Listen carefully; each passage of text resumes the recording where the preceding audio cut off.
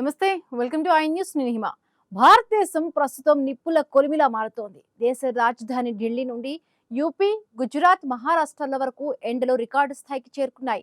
అయితే సామాన్యులను ఉక్కిరిబిక్కిరి చేస్తున్న ఈ భానుడి భగభగలు ఇప్పుడిప్పుడే తగ్గేలా కనిపించడం లేదు. పసిఫిక్ మహాసముద్రంలో వేగంగా రూపుదిద్దుకున్న సూపర్ ఎల్నినో అనే అత్యంత భయంకరమైన వాతావరణ మార్పు రాబోయే రోజుల్లో దేశాన్ని మరింతగా కాల్చి బూడిద చేయబోతోందని గ్లోబల్ సైంటిస్టులు హెచ్చరిస్తూ ఉన్నారు.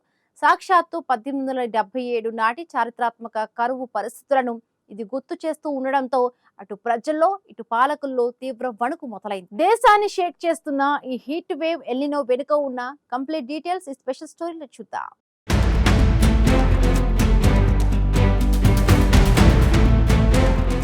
భారతదేశ వ్యాప్తంగా ప్రస్తుతం ఎండల తీవ్రత చుక్కలు చూపిస్తోంది. మే నెలలోనే సూర్యుడు తన ప్రతాపాన్ని చూపిస్తూ ఉండడంతో జనం ఇళ్ల నుండి బయటకు రావడానికి భయపడుతూ ఉన్నారు. దేశ రాజధాని ఢిల్లీలో టెంపరేచర్స్ ఏకంగా 45 డిగ్రీల సెల్సియస్ ను దాటగా అహ్మదాబాద్, నాగపూర్ లాంటి సిటీలలో మెర్క్యూరీ లెవెల్స్ 41 నుండి 43 డిగ్రీల మార్కును టచ్ చేశాయి. ఇక యూపీలోని బాండా సిటీలోనైతే వరుసగా రెండవ రోజు కూడా ఎండలు 47 నుంచి 48.2 డిగ్రీల రికార్డు స్థాయిని దాటేసి అల్టిమేట్ రికార్డులను సృష్టిస్తూ ఉన్నాయి. మహారాష్ట్రలోని విదర్భ రీజియన్ తో పాటు దేశంలోని అనేక ప్రాంతాలు ఈ హీట్ వేవ్ కారణంగా లాక్డౌన్ పరిస్థితులను తలపిస్తూ ఉన్నాయి. భారత వాతావరణ శాఖ ఐఎండీ ఇప్పటికే దేశంలోని పలు రాష్ట్రాలకు సివియర్ హీట్ వేవ్ అలర్ట్స్ ను జారీ చేసింది. అసలు దేశంలో ఇంతటి ఘోరమైన పరిస్థితులు రావడానికి లోకల్ ఫ్యాక్టర్స్ తో పాటు గ్లోబల్ ఫ్యాక్టర్స్ కూడా కారణమని ఎక్స్పర్ట్స్ విశ్లేషిస్తూ ఉన్నారు.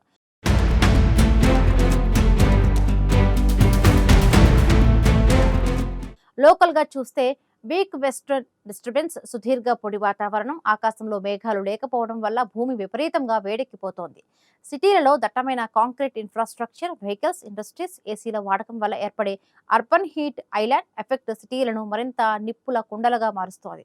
అయితే వీటన్నింటికి మించి గ్లోబల్ లెవెల్లో పసిఫిక్ ఓషన్ లో డెవలప్ అవుతున్న సూపర్ ఎల్నినో వల్లే భారత్ కు ఈ భారీ ముప్పు పొంచి ఉందని తేలింది. అసలు ఏంటి ఈ ఎల్నినో? దీని గురించి వరల్డ్ వైడ్ గా ఎందుకు ఇంతలా డిస్కషన్ జరుగుతోంది? స్పెయిన్ భాషలో ఎల్నినో అంటే లిటిల్ బాయ్ అని అర్థం. పసిఫిక్ మహాసముద్రం, సెంట్రల్, ఈస్టర్న్ ప్రాంతాలలో సముద్ర ఉపరితల నీరు అసాధారణంగా వేడెక్కినప్పుడు ఈ క్లైమేట్ ఫినామినన్ ఏర్పడుతుంది. దీనివల్ల గ్లోబల్ ప్యాటర్న్స్ దెబ్బతిని ప్రపంచవ్యాప్తంగా వాతావరణ వ్యవస్థలనే తలకిందులవుతాయి. సాధారణంగా ప్రతి 2 నుండి 5 ఏళ్లకు ఒకసారి వచ్చే ఈ ఎల్నినో దాదాపుగా ఒక సంవత్సరం పాటు కొనసాగుతుంది.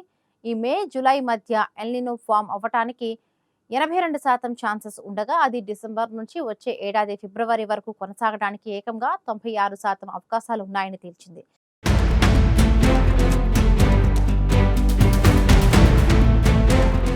సముద్ర ఉపరితల ఉష్ణోగ్రతలు గనక సగటు కంటే 1.5 డిగ్రీల సెల్సియస్ దాటితే దాన్ని సూపర్ ఎల్నినోగా పిలుస్తారు. కానీ ఈసారి ఉష్ణోగ్రతల పెరుగుదల ఏకంగా 3 డిగ్రీల సెల్సియస్ ను దాటవచ్చని శాస్త్రవేత్తలు వార్నింగ్ ఇస్తూ ఉన్నారు. ఇది గనుక నిజమైతే గత 1877లో ప్రపంచ జనాభాలో 4% మంది మరణించడానికి కారణమైన నాటి మహాకరువు కంటే ఘోరమైన విపత్తు వచ్చే ప్రమాదం ఉంది. ఈ ఎల్నినో వల్ల ప్రపంచవ్యాప్తంగా వాతావరణం హీట్ ఎక్కడంతో పాటు బిలియన్ల కొద్ది ఎకనామిక్ లాసెస్ వస్తాయి. గతంలో 1997 నాటి ఎల్నినో ఆఫ్ ద సెంచరీ వల్ల ప్రపంచవ్యాప్తంగా $5.7 ట్రిలియన్ ఆర్థిక నష్టం వాటిల్లింది. భారతదేశం విషయానికి వస్తే మన దేశ నైరుతి రుతుపవనాలు ఈ ఎల్నినో వల్లే తీవ్రంగా దెబ్బతింటాయి. దేశానికి కావలసిన 70% వర్షపాతాన్ని ఇచ్చే రుతుపవన గాలులను ఎల్నినో బలహీనపరుస్తుంది. ఈ సీజన్లో కేవలం 800 మిల్లీలీటర్ల వర్షపాతం మాత్రమే నమోదయ్యే ఛాన్స్ ఉందని ఐఎండీ అంచనా వేయడంతో రుతుపవనాలపైనే ఆధారపడి ఖరీఫ్ సాగు చేసే దేశంలోని 60% మంది రైతుల పరిస్థితి అగమ్య గోచరంగా మారనుంది. వర్షాలు లేక పంటల ఉత్పత్తి పడిపోతే రైసులు, పప్పులు, వెజిటబుల్స్, ఎడిబుల్ ఆయిల్స్ వంటి నిత్యావసర వస్తువుల ధరలు ఆకాశానంటుతాయంటున్నారు.